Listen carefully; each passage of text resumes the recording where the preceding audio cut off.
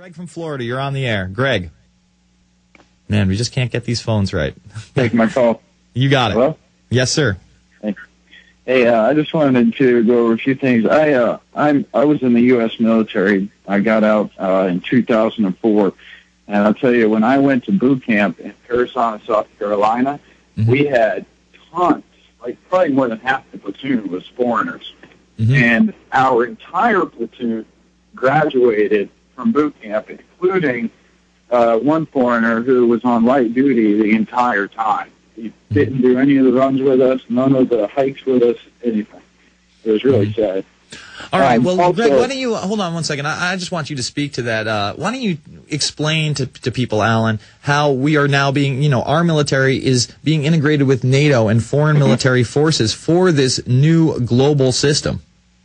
Well, under the plan for, I think it was called Fortress America, that was in the papers maybe 3 years ago, or 2005, in fact, they said that the Canadian forces, U.S., Mexican, and other Latin American countries were already amalgamating. But the second part of it all was, and you've seen this in the paper too, that not only will the whole of the Americas amalgamate, we've now to amalgamate also with the European Union community. So they're creating a new world army. That's been in the press, in the European papers. A world army, and every country will send members to be part of this world army. So this is all part of it. It's a multicultural force.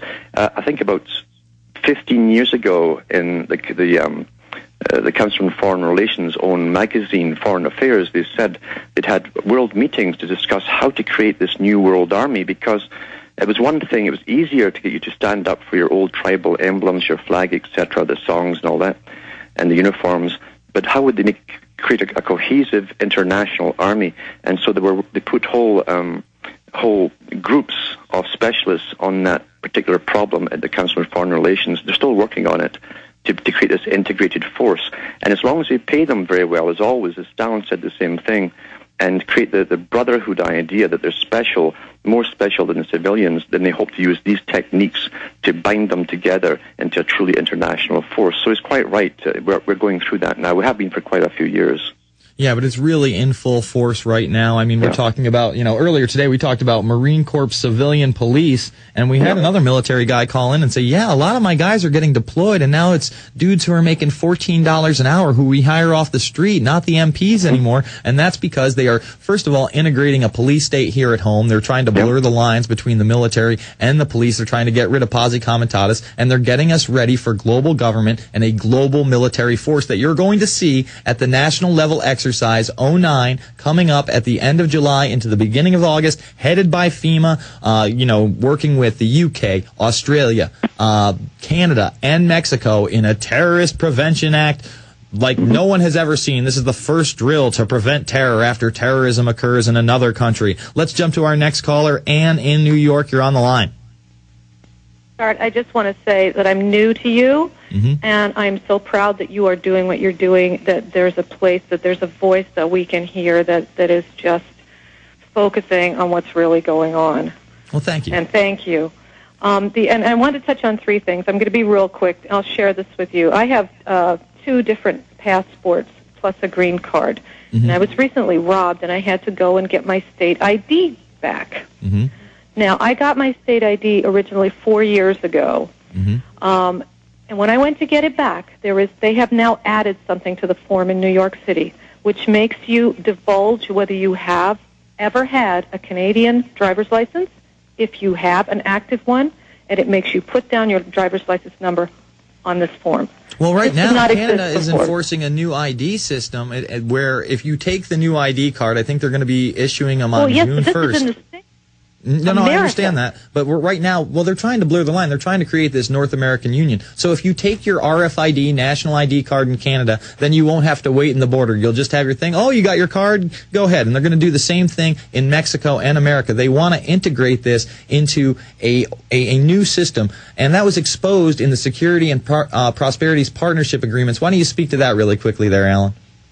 Yes, and also the EU have said that they have a central computer with all the data of Canadians and the U.S. citizens who have that card. So it is in actual fact it's your international ID card. Exactly. Even though it even said that in it. It could go under the guise of a license. It didn't matter. It is the international ID card. Exactly. Ann, what else you got for me? It's here. Mm-hmm. Yeah. Yeah, no, and we know it's here. That's the here. frightening part. You know, and I'm just so glad you're alerting more and more Americans.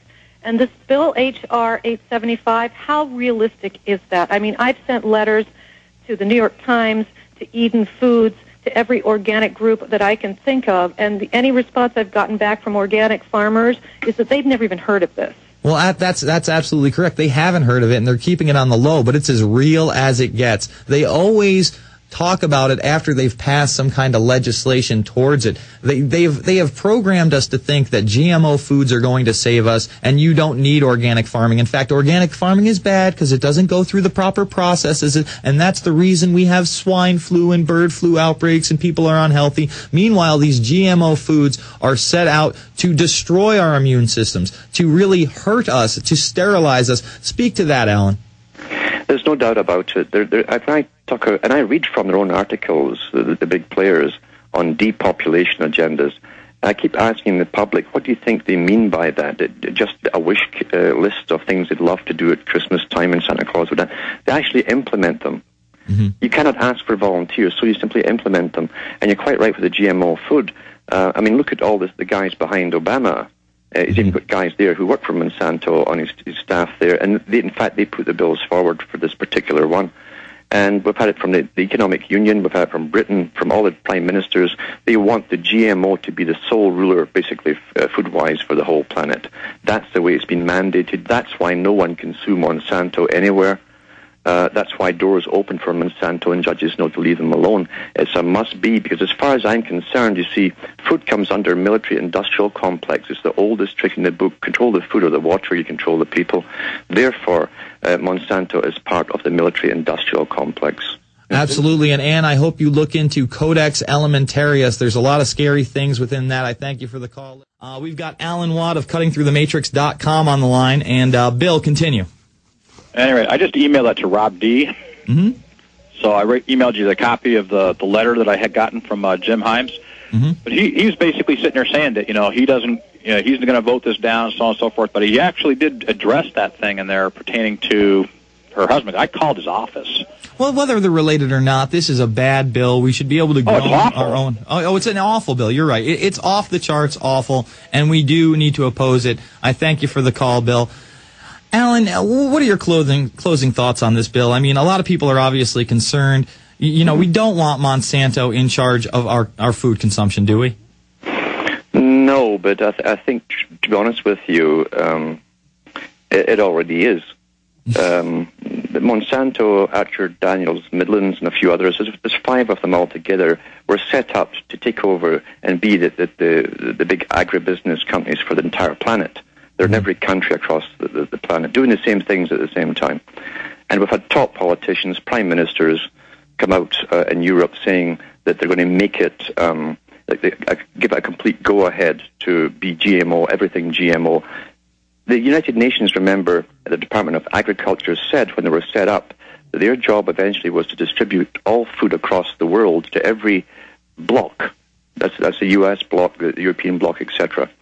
Mm-hmm. And they said that will be used as coercion to bring down their populations. You won't get more rations if you have more populations. They'll simply reduce it. So it's used as a weapon. And the woman who was in charge of the UN at that time for that department said that food has always been used as a weapon. We've got to understand it still is. And the old ideas of freedom and being self-sufficient are under the hammer, because in an interdependent world, and what they mean by interdependence is right down to personal interdependence. It means you will be dependent on them and their system for everything you need to live. Exactly. No more individualities, no more individual human rights, and that's why they put that in that WHO document, so that they can quarantine you, vaccinate you, and kill you if they want. That's the bottom line. Alan Watt, thank you for joining us. The website is cuttingthroughthematrix.com. Remember, the rebroadcast starts in about 90 seconds. We talked about the census GPS. We talked about the flu vaccine. We talked about the internet dying, the cyberbullying bill, the Cybersecurity Act. We talked about the Bilderberg documents that have recently leaked and admit that they They created the Euro, folks. All this stuff and more on the rebroadcast in about 90 seconds. If you missed any of it, we got stories at prisonplanet.tv and Infowars.com. In this last minute, I want to introduce everybody to the latest member of the Prison Planet family. There she is. She's little Jenny Justice, the pit bull of prisonplanet.tv, and I love her very much. She guards me by my side when I'm not strapped, folks, and I'm never strapped. So, again, I do my own little show, 9 to midnight, here at the GCN Network, and I hope you tune in. We're going to be covering all this and more, taking your phone calls. I'm Jason Burma, sitting in for Alex Jones. God bless you all. Thank you for listening to GCN. Visit GCNlive.com today.